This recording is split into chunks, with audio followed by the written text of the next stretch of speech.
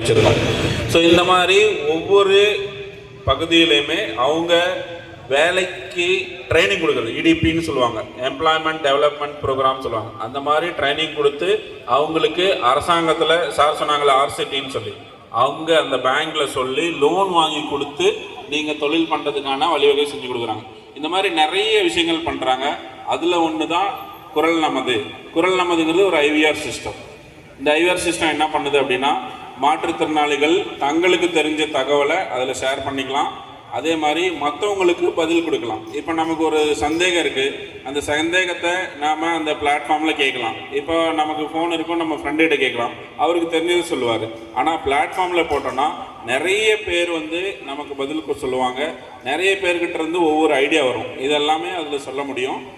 அந்த மாதிரி நம்ம பிளாட்ஃபார்மாக பயன்படுத்தி இதுவரையும் கிட்டத்தட்ட ஒரு 1,20,000 கால்ஸ்க்கு மேலே வந்திருக்கு. கிட்டத்தட்ட